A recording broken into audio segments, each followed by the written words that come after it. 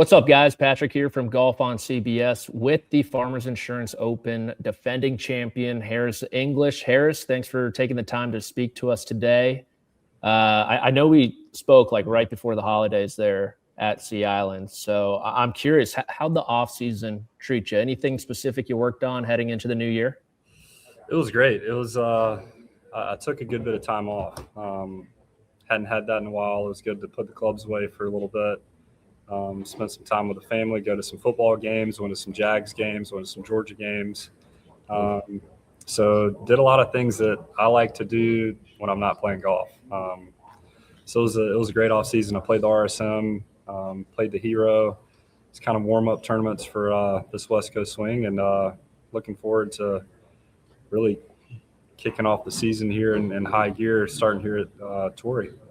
Yeah, anything new in the bag? Any new clothes? I know, like, first couple of weeks of the season, weird guys like us like to, see what new sponsorships you guys got on and everything. But anything in that category? No new clothes. I'm still rocking Honor Reserve. Okay, it's a great brand. Yeah, it is a great brand. I grew up with the founder, TJ Calloway, back in South Georgia, so I've been around it for a long time. Atlanta brand. They're kind of all over the Southeast, so they've been great. They've been great, make good stuff, and great people to work with. My driver, it didn't crack in the face. It cracked kind of on the outside crown of the driver. I was okay with it, but the pin guys were like, "This is just going to keep getting worse." And I don't know if I dropped it or what, but. Been trying some different ones. I switched. I'm going to play the 440 this week. Okay. It's been my backup for the last couple months. So I've hit it now and then for a long time, but it's officially going in the bag this week, and feel good about it. I don't like to change stuff a whole lot. I don't like to change stuff unless it breaks. And the guys at Ping kind of know that. Like I like trying stuff when I'm at home. I don't like trying stuff when I'm at a tournament. It's kind of what I show up with is what I'm going to play with. And for me, you put so many hours and reps into getting these clubs right and know what they do. And for me, like putting with the ho-hum, 15 years old, started putting with my senior year of college. My 3-wood's the G400. I love it. So whatever I find that I like, I kind of stick with. Yeah, absolutely. I'm kind of the same way too, to tell you the truth. I've got like an Adams golf hybrid in my bag. Yeah. Okay. That's never leaving. Okay. One start in the year, obviously. How are we feeling so far? Feeling good. American Express, yeah? Feeling good. I mean, 17 under last week and finished 27th. I mean, felt like I played all right. Stadium courses is not that easy. Like if you're have your A game, if you're on fire, you can go really low, but if you're a little off, it can jump up and bite you. And I think I shot 2 under there on Saturday, 3 under there on Sunday. The round on Sunday, I left a lot of putts on the edge. I mean, it could have been one of those rounds where I shot 7 or 8 under, and it just didn't happen. But just what I want to do is kind of use that as a warm-up tournament. You get good weather, just kind of see where your game's at, and that's what I did last year before the Farmers, and played. I don't know what I finished last year, but very similar, and had a lot of confidence coming to Farmers, and got it rolling here. Felt like I putted good last week, and that's obviously scrambling is a big key this week at Torrey Pines, and it's kind of what I've been focusing on this week of getting my game ready, and we haven't seen this thick of rough in a long time out here, and just getting used to hitting some of those shots and figuring out how the ball's coming out, and getting used to these Poana greens again. Yeah, especially for a Georgia boy like you. Obviously, you finished runner-up to Scottie in a couple majors last year. He won again last week. From a peer's perspective, what he's doing like demoralizing? Is it inspiring? Is it somewhere in between? Or like is he like what is it like just showing up to a golf tournament with the way he's playing right now? It's impressive. I mean, it inspires me. It's like he's kind of the benchmark right now in golf. I mean, what he's doing hasn't been done since Tiger in his prime. it's just impressive to me, his continuous work ethic, and he's such a true professional. I mean, he's been number one in the world for a while now. I don't know how many weeks, but he doesn't slack off. He doesn't take days off early. He doesn't take days off. I'm not sure about, but it's just impressive. And to top it all off, he's such a good dude, such a good family man. Fun to be around. I mean, what he's doing in this game is incredible. And then for me being 36 years old now, it's super inspiring to see a guy do that, because I know how hard it is to keep that form for as long as he's keeping it, and he's just getting stronger. What has he been like in those Ryder Cup locker rooms? Obviously 21, young guy, captain's pick, hadn't won on the PGA Tour yet, to 25, kind of leading you guys there at Bethpage Black. Yeah, I mean, Whistling Straits was kind of his coming out party. I mean, he beat John Rahm pretty bad on Sunday, and he hadn't won before that, and that was kind of his coming out party of Scottie Scheffler's here to stay. I mean, we've all known how good he was for a long time. I remember getting paired with him at Erin Hills when he was an amateur. And after the round, I texted the guy who runs the Walker Cup, and I was like, if you leave this guy off the Walker Cup team, you're an idiot. Like, he's one of the best amateurs I've ever seen. It's just incredible to watch. And this year, fast forward into the Ryder Cup, you can tell how much more pressure he's under at a Ryder Cup, especially this year, of knowing he's going to play 5 matches, number one in the world. I mean, you could tell he feels more pressure in that than he does playing in majors, which we all feel for him, and we all rallied around him. And I know he didn't play his best golf, but I know he's trying his hardest, if not harder, in the Ryder Cup than he is other tournaments. And it is what it is. But he's gonna keep working as hard as he can and keep setting the bar high for all of us out here on the PGA Tour. Yeah, and then to kind of change gears a little bit here, when we spoke at RSM, you were kind of the first guy to break the news that the PGA Tour schedule might be changing. So first off, congratulations. You beat me to the scoop. Kind of wish you could have just freaking told me, man. That would have been nice. Yeah, well, it was more hypothetical. I didn't know how much traction I was going to get, but yeah, stirring the pot, man. Yeah, I didn't. I guess I'm sorry about that.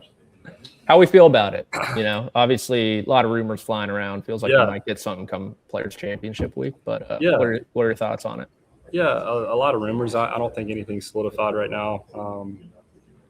I'm on the pack this year for the first time. I haven't. Congrats. Then thank you. So it'll be nice. I think at this stage in my career of being more in the mix of that stuff, like I feel like I have so much experience out here from how this tour has evolved from my rookie year in 2012, and seeing at it from a lot of different aspects of being 8th in the world and being maybe outside the 200 in the world. Like, I've been kind of on all different angles of this tour, and I will tell you that we've got a lot of smart people working on it, and I'm very happy with the board we have with Cantlay and Keith and Camilo and maybe Adam Scott. They're working Tiger. It's awesome to have Tiger at this stage in his career putting so much time and effort into making the PGA Tour better and making sure that we make the right decisions going forward. And they're putting a lot of time and effort into it, and it's going to evolve. Like, we had no idea that the LIV thing was going to happen. But I think the PGA Tour felt like they had to make some changes. They had to get better, and it's evolving. And is the product 100% perfect right now? Probably not. But they're going to work to get it as close to 100% as they possibly can, and make it as good for the players out here, make it as good for our fans and our sponsors, and try to get the right balance going. Yeah, absolutely. Speaking of time and effort, I've always been curious. Just like, how different is it to defend a tournament? Right? Like, you obviously have more obligations the week, like you're talking to a schmuck like me, but what kind of is like the schedule difference between just showing up to a tournament as opposed to showing up as the defending champ? Well, kind of lucky this week that Brooks is playing. So there's a lot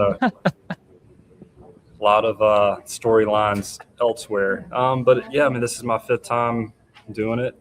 It's never easy to defend. I know, especially at a place like Torrey Pines, a beast of a course this is. You got to play well. It's never easy to defend. Going to take the same strategy as I had last year. I feel like my game's in a good spot, and just not to press. I mean, my goal out here is to have a great week and to get in the mix on Sunday like I did last year, and that's kind of my goal. And from there, kind of whatever happens. But just kind of do the same strategy and see if I can get that ball in the hole quicker than everybody else. Well, you brought him up. What's the vibe around Brooks right now? It's good. It's good. I think a lot of guys are out here are happy to see him.